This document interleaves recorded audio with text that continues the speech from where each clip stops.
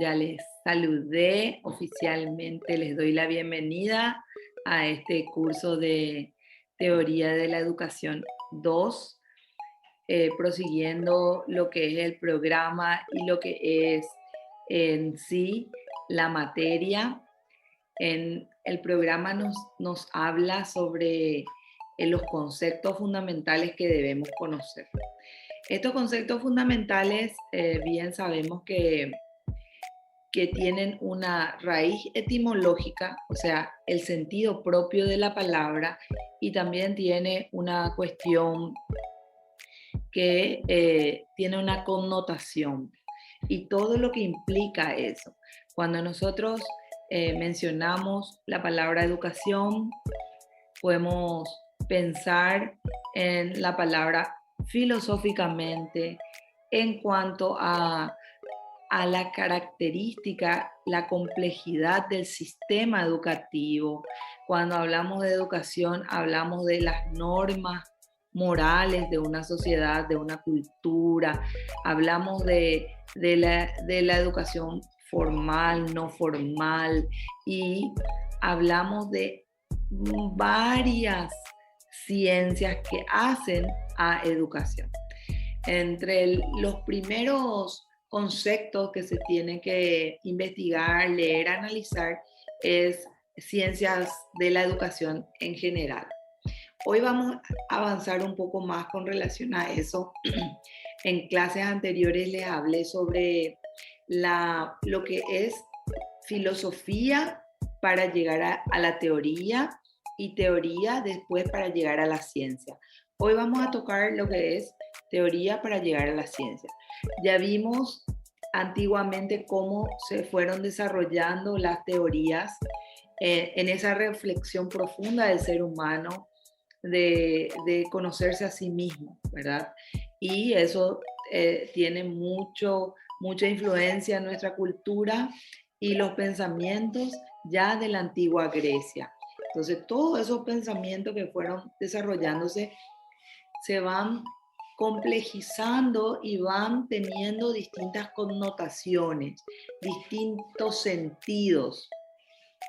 Cuando yo les mencioné en las clases anteriores de los diferentes filósofos de la teoría sentimentalista, o por decir de una forma, de esa cuestión que ya los griegos dividieron el logos, el patos y el eros, ¿se acuerdan? Ese razonamiento, esas emociones y esa voluntad. El ser humano está constituido por esas emociones, y ahí habíamos hablado del mito del elefante y el jinete, que es el que en su exposición el escritor menciona que el elefante es el grande, es un ser grande, y eso está representado en las emociones, ¿verdad? Y el jinete es un poco pequeño, y eso es la razón.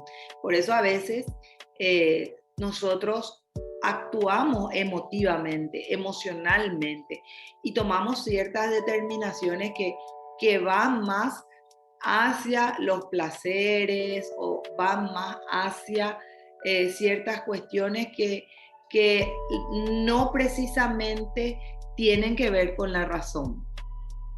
Y eso se da mucho en la humanidad, en los seres humanos y en toda una tendencia, digamos, de tener en cuenta mucho las emociones.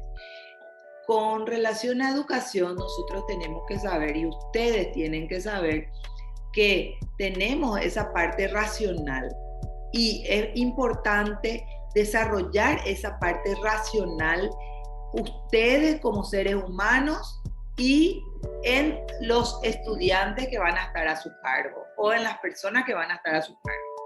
¿Qué quiero decir con eso? Que la razón, la lógica, la cuestión intelectual es lo que a ustedes le va a llegar a sacar de un problema, a resolver un problema en la vida cotidiana, a eh, buscar la forma de subsistencia, de vivir, de buscar un trabajo, de ser alguien en esta vida a partir de ese proyecto de vida que uno tiene. Entonces, sepan ustedes que somos emocionalmente seres emocionales, pero también tenemos esa parte racional que nos permite avanzar. En ese sentido, los filósofos fueron bastante claros y de eso se tomaron también otros filósofos, ¿verdad? Estuvimos viendo en la clase pasada y empezamos justamente por una parte que a mí no me gusta demasiado. No me gusta demasiado, digo, porque habla del pesimismo, ¿verdad? ¿Se acuerdan ustedes que hablamos de ese sentimentalismo que los filósofos más modernos inclusive desarrollan toda una teoría con el pesimismo? Y se va viendo en la conducta del docente, se va viendo en la práctica y en esa cuestión que Sartre, referente nihilista, lo hace como que como los seres humanos no somos nada, no venimos para nada y que cada uno puede hacer lo que quiere. Asimismo, menciona la escuela nihilista, que es una escuela pesimista. Pesimista porque ellos creen que, como les dije, no tenemos un proyecto de vida, cada uno puede tener su propio proyecto y avanzar en cuestión a eso. Yo no quiero profundizar esto porque lo que hoy les traigo justamente es la otra versión, que es la versión optimista del sentimentalismo, de la parte emotiva. Porque después y ustedes van a ver también en otros cursos, en otras materias, en otras asignaturas, van a ver lo que es teoría del aprendizaje y cómo se va formando ese aprendizaje a partir de la conducta, a partir del cognitivismo, del uso de la razón o a través del entorno. Eso van a ver en otro módulo. Pero sí les informo y todo surge de esa información que ustedes reciben y esa información de lo que es la cultura griega, de Atenas, de ahí. De ahí vienen todos estos pensamientos que después se fueron desarrollando. Ahora bien, tenemos entonces los sentimentalistas, que son de la época de Epicuro, que es el filósofo del hedonismo, del placer, de la búsqueda del placer. El sentimentalismo dice que los seres humanos somos sentimentales, cosa que es cierto, y que actuamos en razón a esos sentimientos. Es importante aclarar que el optimismo busca una visión de la vida que realmente le hace feliz al otro, o buscar la felicidad del otro, de uno mismo, perdón, buscar la felicidad de uno mismo para poder seguir en este proceso de la vida y seguir en esta conciencia del ser humano, de qué somos y para dónde vamos. Entonces, Stuart Mill, David Hume son los representantes modernos de lo que es la teoría sentimentalista. En esta teoría del optimismo y en esta teoría de ver del lado bien, justamente creemos, y los filósofos creen y dan razón a que el ser humano por naturaleza actúa hacia el bien, por naturaleza busca la vida, por naturaleza tiene un principio de empatía, tiene un principio de solidaridad, porque el otro ser humano también así lo ve. Y entonces, cuando una persona es optimista y refleja optimismo en su cotidiana forma de ser, cree que la otra persona también va a desarrollar eso. Sin embargo, a veces se encuentra con el choque del pesimista, ¿verdad? Fernando Savater, que es un filósofo moderno, él menciona que nosotros, los docentes, y ahí hace una llamada de atención a los docentes tienen que ser optimistas. No podemos tener en las filas de la enseñanza del gremio más importante el ser pesimista, que se dedique a otra cosa, dice Fernando Savater, y menciona el ejemplo del nadador. Quien no se quiera mojar no puede ser nadador, y quien no quiera ser optimista y ver el lado positivo de la vida va a tener que ser necesariamente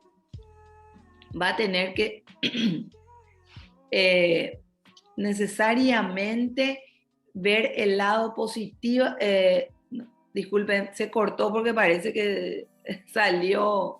Yo le veía a Kimberly ahí en la pantalla y ahora salió. ¿Dónde me quedé? Disculpen, se me movió todo y no recuerdo qué. Alguien estaba tomando nota. No sé qué. Gracias, Viviana.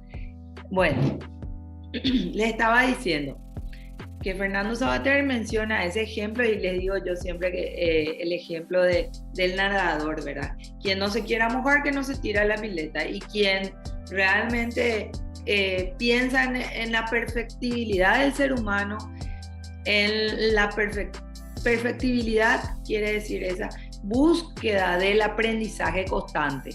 Y para eso la filosofía nos ayuda muchísimo a esa forma de ver la vida y a esa cuestión que todos los seres humanos tenemos por naturaleza, sentimientos muy, muy propios del ser humano, justamente sentir empatía, sentir solidaridad o indignarse ante una injusticia. Son propios de sentimientos del ser humano y queremos ayudar de por sí. Todo esto viene de cierta escuela que dice que el ser humano, no importa lo que tenga o la cuestión que tenga, no importa el bien material. Hay una escuela en filosofía materialista, hay una escuela que lo fundamental para esta escuela es el materialismo, que lo que más tienen en recursos, todo en bienes, es una escuela que considera lo material por sobre todo. Y ahí después hay una escuela utilitarista, que es útil, cuando otro humano ser es útil a otro, ese es propio de la característica del ser humano.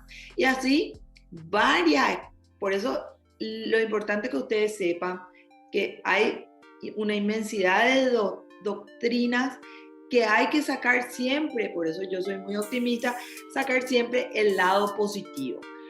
Porque el negativo, la persona negativa o el profesor negativo va a ser un domesticador, va a ser un domador.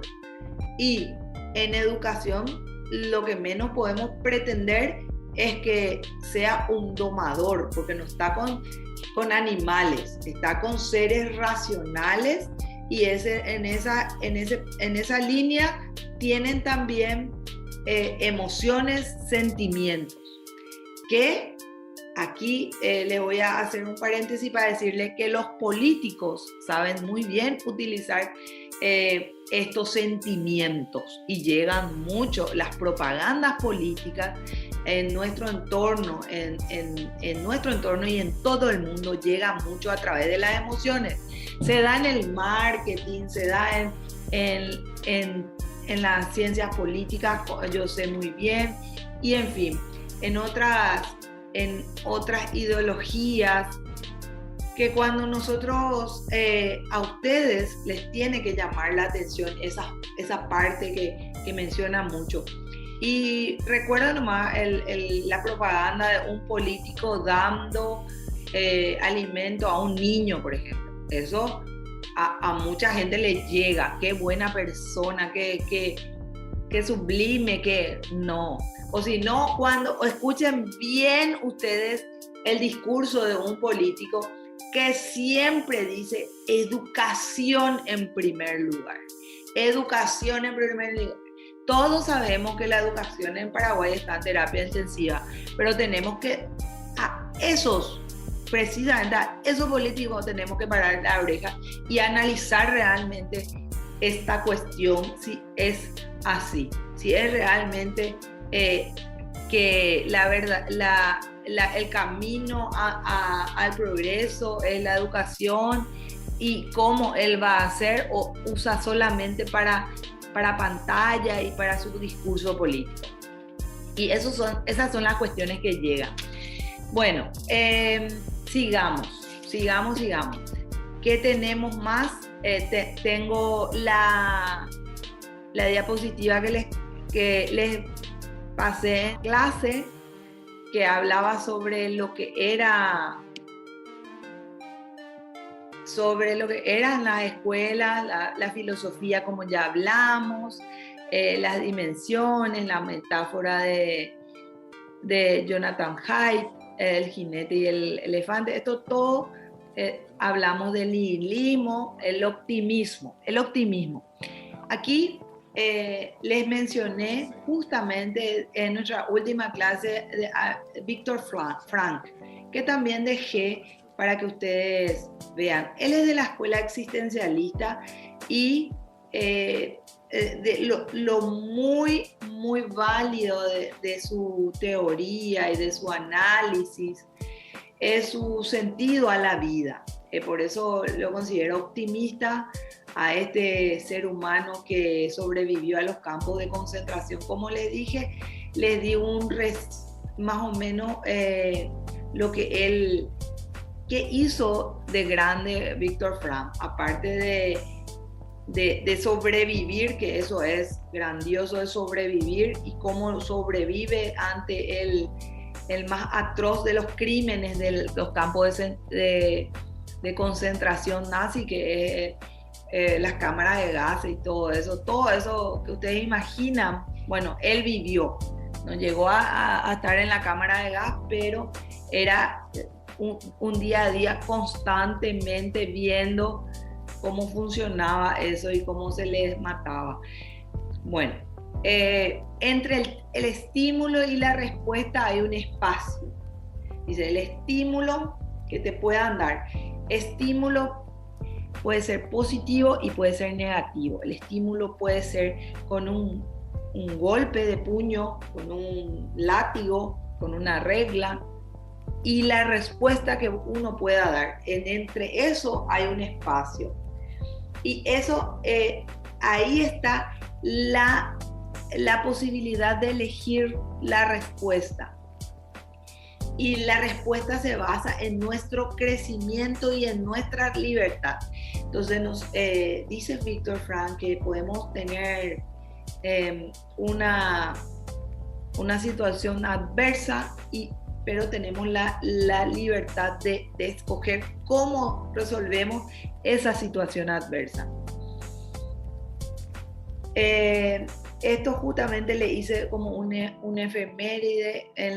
En la clase pasada habíamos hablado de él, y el 26 de marzo, el 26 de marzo, que fue la clase pasada, yo puse hoy, hace 116 años, nacía Viktor Emil Frankl, neurólogo, psiquiatra austriaco, creador de la logoterapia.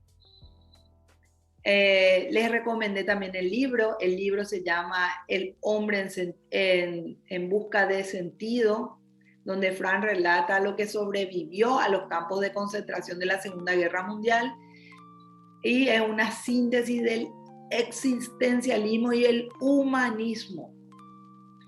Como ya les dije, que él era de la escuela existencialista, humanista, humanista es creer en el ser humano. En resumidas cuentas, por supuesto que toda una escuela, toda una doctrina habla sobre el humanismo, ¿verdad? Y todo lo que implica eso. Entonces, ¿qué más podemos decir? Que desde su celda oscura, desnudo, famélico, él asume y describe en su libro toda la experiencia que fue vivir en los campos de concentración, con frío, lleno de golpes, y donde en ese momento, mediante su imaginación, pudo lograr la suficiente libertad interior para seguir adelante frente a la tragedia. Toda su familia murió en los campos de concentración, su esposa, su padre, su madre. Pero si tan solo somos capaces de recordar o imaginar y procurar trascender nuestra situación al menos un momento, quizás podamos con el tiempo encontrar un sentido de la vida, cuando la vida nos está siendo adversa y cruel. Este es el mejor escenario para aferrarnos a la teoría de Viktor Frankl de la logoterapia. La logoterapia dice que en nuestra mente, en nuestra posibilidad de ver la perspectiva y la forma que respondamos a eso, vamos a poder salir adelante. Chicas, a ustedes también les doy esa esperanza. Nosotros tenemos una misión en esta tierra y tenemos una oportunidad brillante de marcar un proyecto de vida para nuestras vidas y para la vida futura. En cuanto a eso, el maestro es la escalera que lleva al éxito a la persona. El maestro es también ese motor de arranque para muchos jóvenes, para muchos niños. Y por eso ustedes tienen que asumir un rol. ¿Qué es lo que quiero? Y demostrar con su comportamiento a dónde quieren llegar. Y siempre les digo que fundamental es proyectar tener una vida digna, una vida buena, no precisamente llenarse de lujo o de lo material. Recuerdo una película y les recomiendo también el Ciudadano Kane. El Ciudadano Kane es una película clásica, es una película clásica ya, donde se relata la vida de un ser humano que lo tuvo todo. No sé si van a ver, no les puedo hacer spoiler, mejor me callo. Pero voy a hacer un paréntesis ahí, vean nomás ustedes, entonces así yo me callo.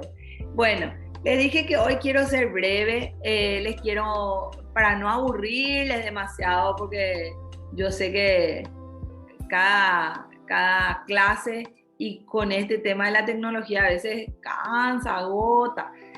Bueno, ahí ya está el PowerPoint sobre estas reflexiones de la unidad 1, de cómo educar, de cómo vivir, qué queremos para educación, cómo nos va, todo eso es la parte filosófica. Y en la unidad 1 también inicio yo con lo que es de la teoría a la ciencia, como les dije. Y el ser humano y la humanidad en sí tuvo que pasar por muchas etapas antes de llegar a lo que es la ciencia. Les voy a abrir la diapositiva. Bueno, se baja, vamos. Con relación a lo que es la teoría a la ciencia, de la teoría a la ciencia, yo voy a leer una parte, pero ustedes voy a tratar de hacerlo breve y después ustedes pueden seguir leyendo e investigando para no extendernos tanto en la hora como les dije. Y quiero grabar también videitos así cortitos para explicarles y después seguir y después que ustedes puedan repasar también. A eso me quiero dedicar en este tiempo después de cortar con ustedes. Bueno, yo ya les compartí luego les compartí la clase de la unidad, en realidad es la unidad 1, ahí veo que dice unidad 2, de la teoría, pero le di en llamar de la teoría a la ciencia. Pasamos de la filosofía a la teoría, ahora de la teoría a la ciencia.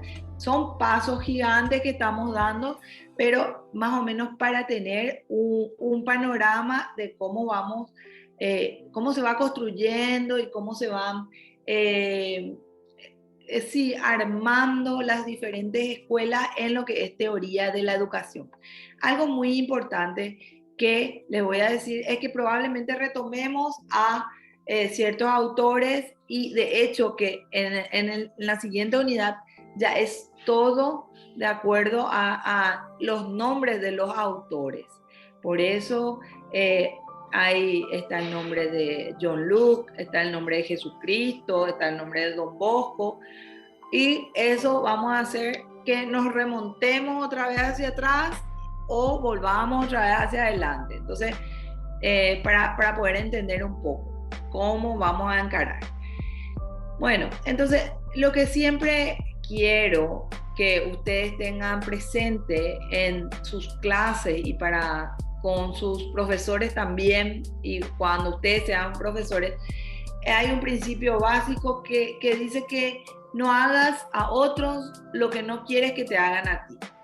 Entonces, un profesor merece ser valorado en una sociedad donde es el más menoscabado de las profesiones, es una de las profesiones más menoscabadas, han de haber, pero siempre se le considera al docente como el más haragán, el más caigüe, el que no enseña luego, se ríen si es que falla.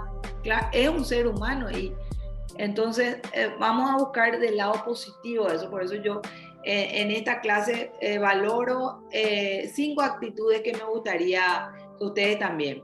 Promover las habilidades importantes en la vida, colocar la educación en primer lugar, pero la educación de ustedes, como ustedes los protagonistas de su educación y de su aprendizaje.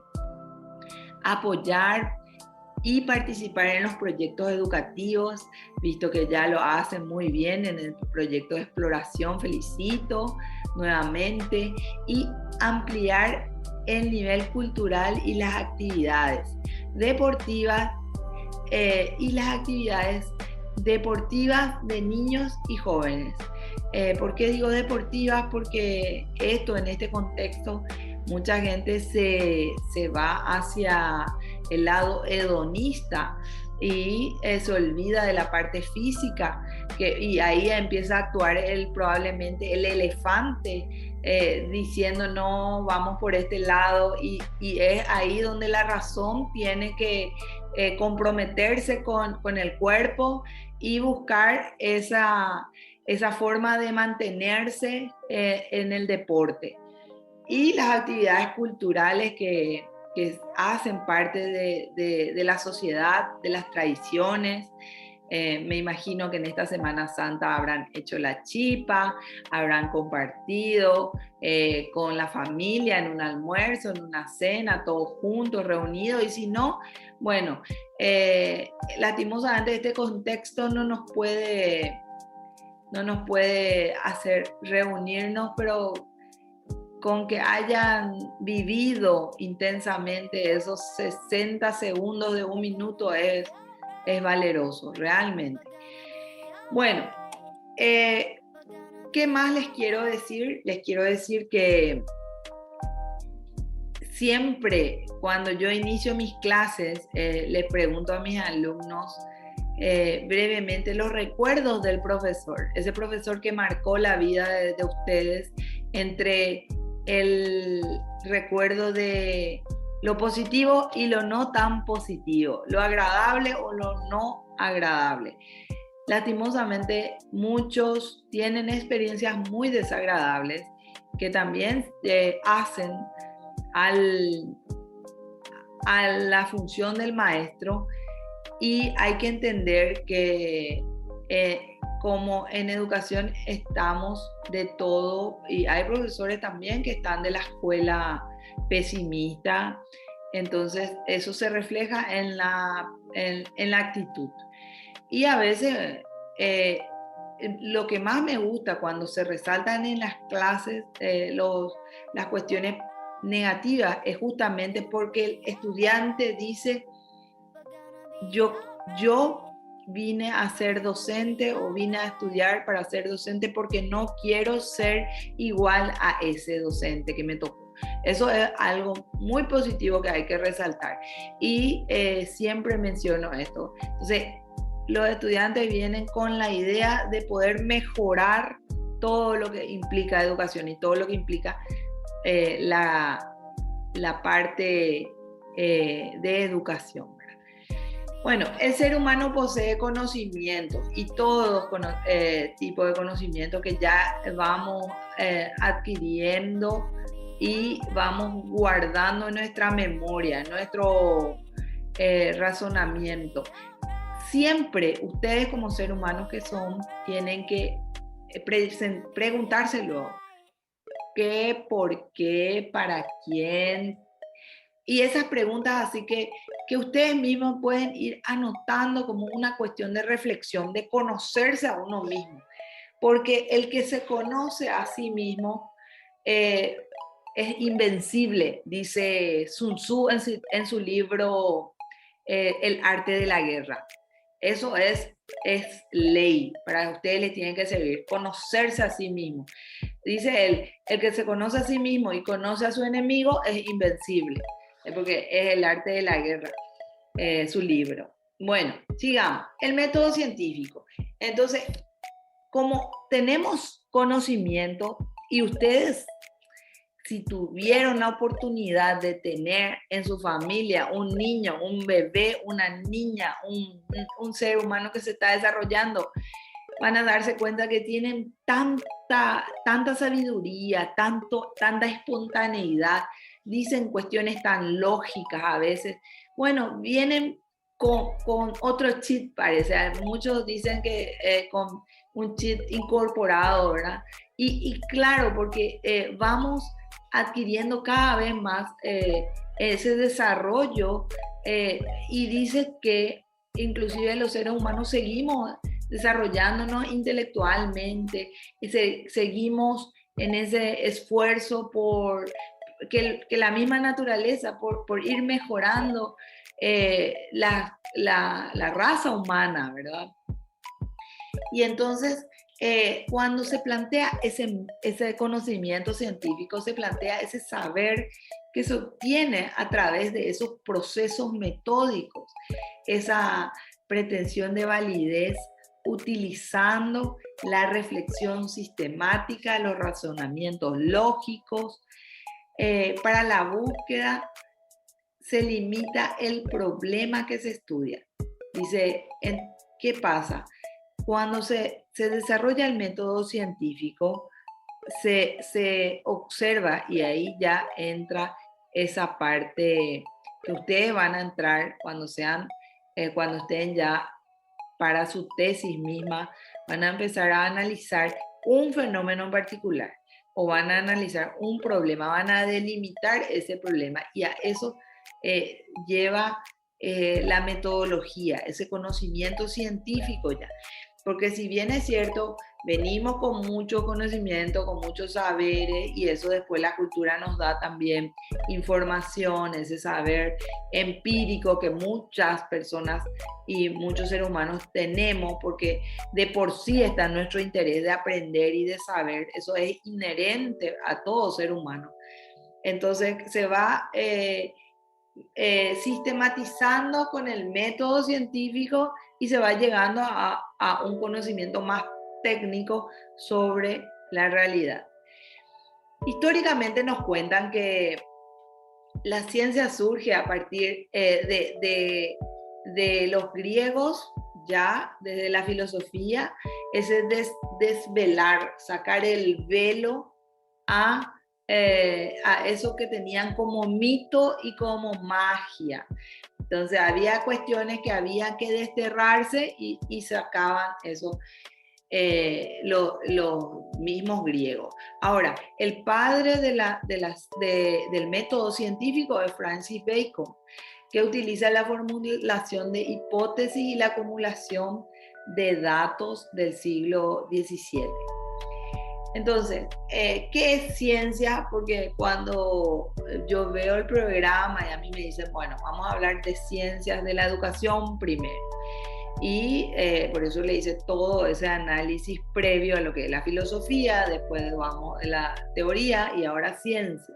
Entonces, en latín significa saber, conocer, ciencia. La ciencia es un conjunto de conocimientos racionales, ciertos o probables, que obtenidos de manera metódica y verificados en su contrastación con la realidad se sistematiza.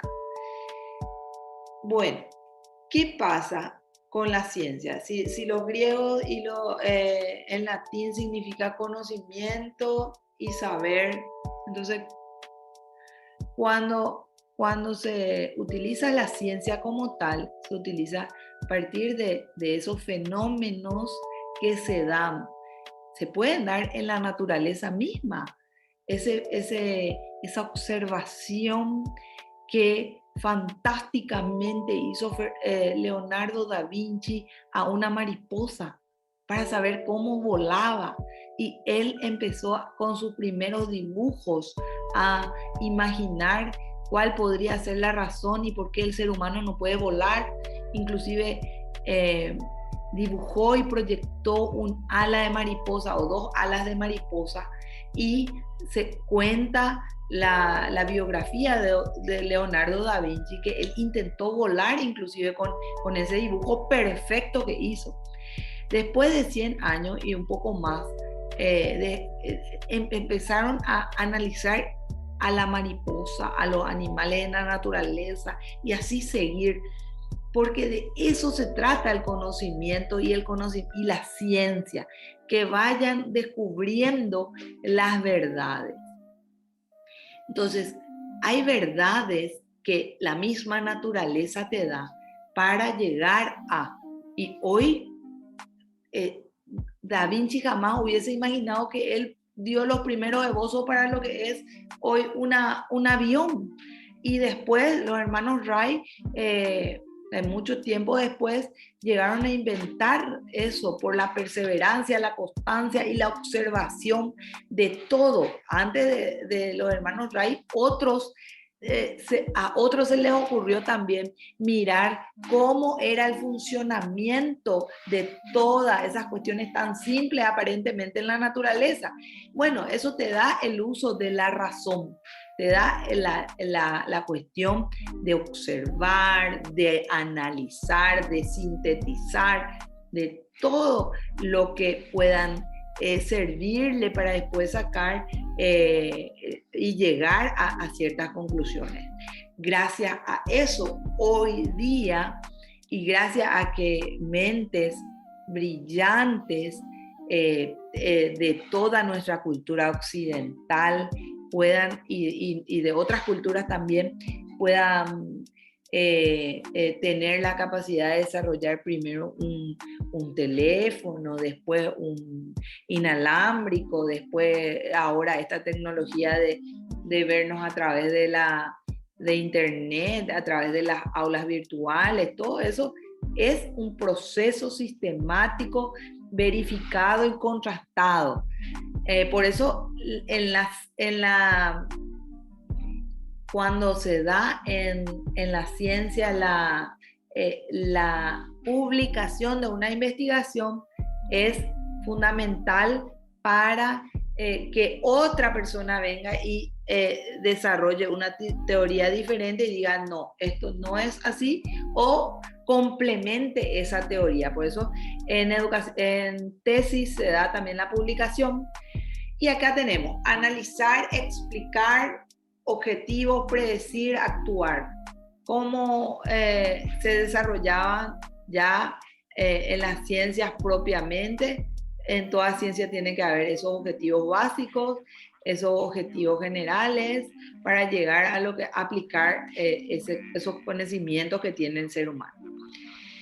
Después esto podemos pasar, ustedes van a darle una mirada más enfocada. Yo quiero, como les digo, ir cerrando, pero acá les dejo el significado científico de la palabra teoría. ¿Qué es entonces teoría? Para Keldinger. A ver, ¿quién está atento que me puede ayudar? Así me tomo un trago de agua.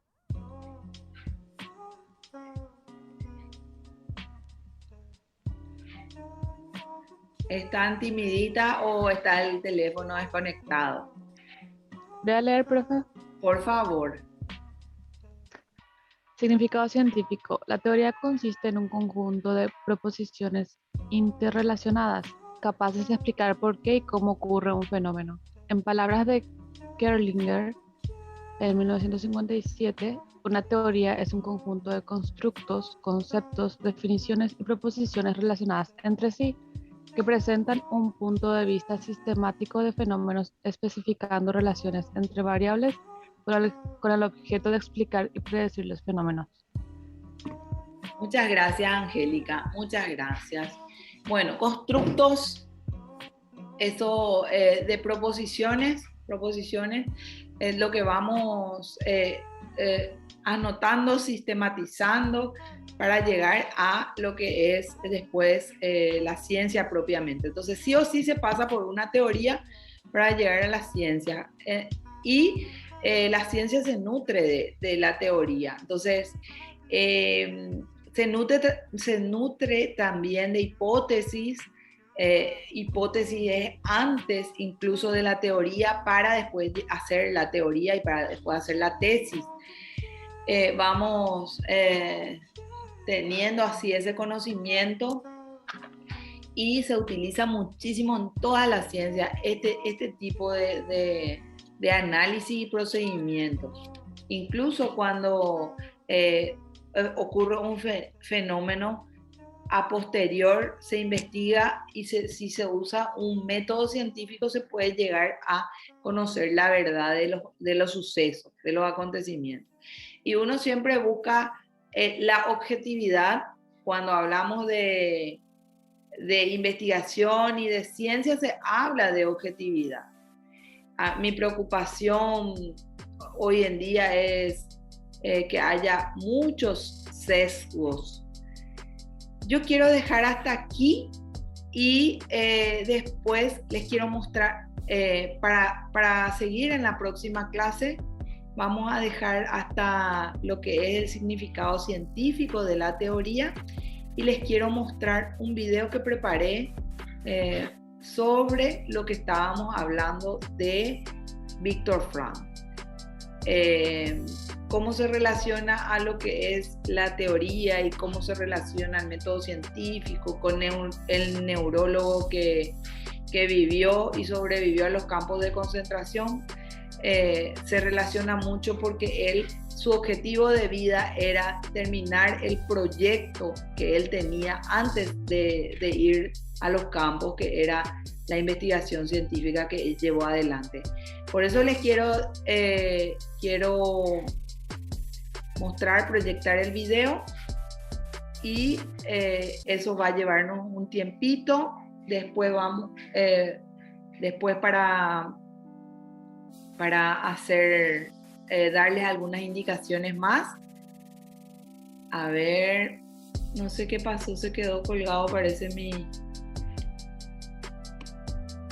le voy a mostrar.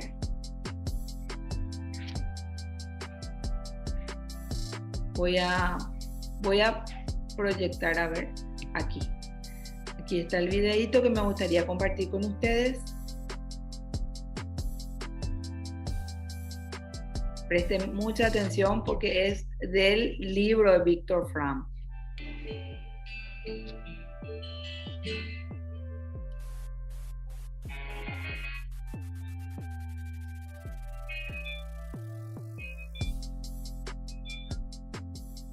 Viktor Frankl, neurólogo y psiquiatra austriaco. Fue llevado a los campos de concentración nazi durante la Segunda Guerra Mundial. Las condiciones en las que se mantenían los prisioneros allí eran deplorables. La ración de comida cada día estaba limitada solo a una pieza de pan o a una taza de sopa. Además, los prisioneros estaban sometidos a trabajos pesados durante todo el día.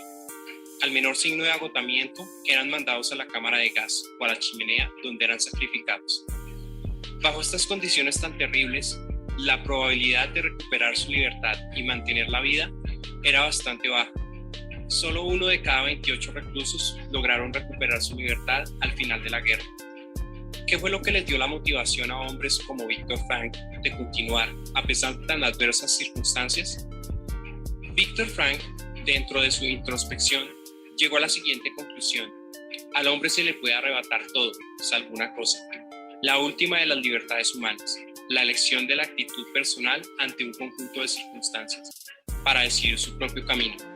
Era evidente que las condiciones eran las peores imaginables, pero al igual que los otros sobrevivientes a ello, fueron capaces de tomar con una actitud paciente y resignada estos momentos tan difíciles.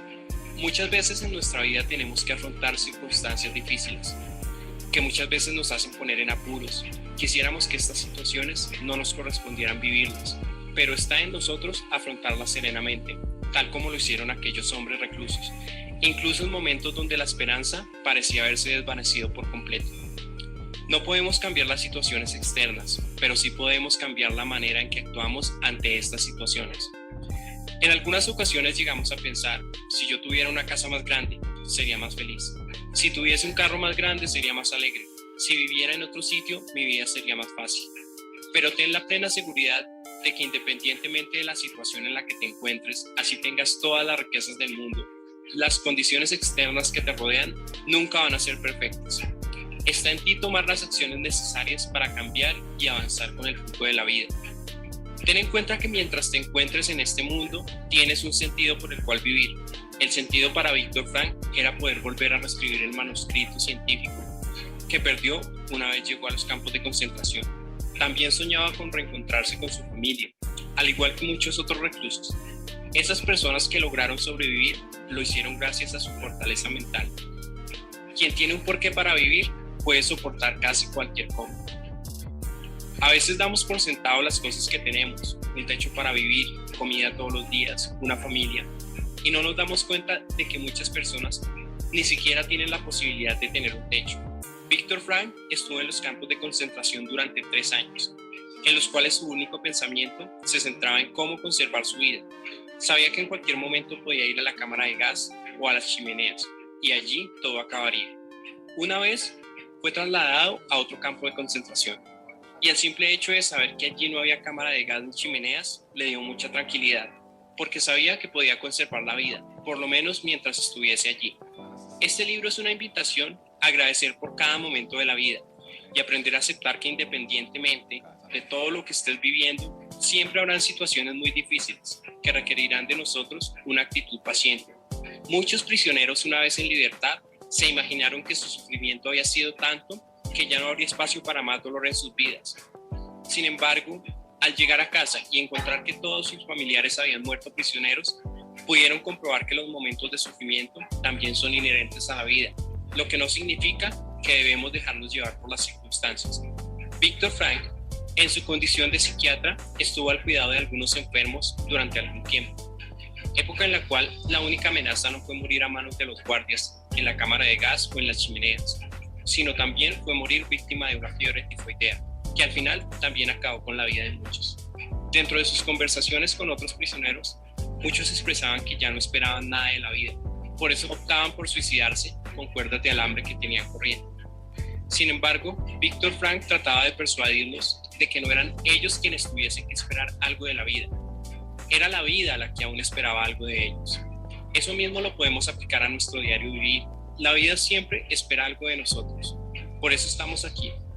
Debemos tener esa meta, ese deseo ferviente de continuar. Esto nos dará el valor suficiente para continuar día a día logrando cosas nuevas, agradeciendo por cada día y por cada cosa que tenemos. Ese es el mensaje más importante que puedo destacar de este libro. Es un libro que definitivamente vale la pena leer. De esta manera concluyo este resumen y reflexión. Espero que haya sido de su agrado. Si te gustó este video, por favor dale me gusta. Por favor, denle me gusta a este video. Hermoso, hermosa reflexión, ¿verdad que sí? Ay, ay, ay. A mí cada vez que preparo estas clases y ver así y saber que tenemos tanto por vivir y la vida espera tanto de nosotros, así también. Ese es el mensaje que quiero dejar para ustedes. Que la vida está esperando algo para nosotros, de ustedes y proyectarse.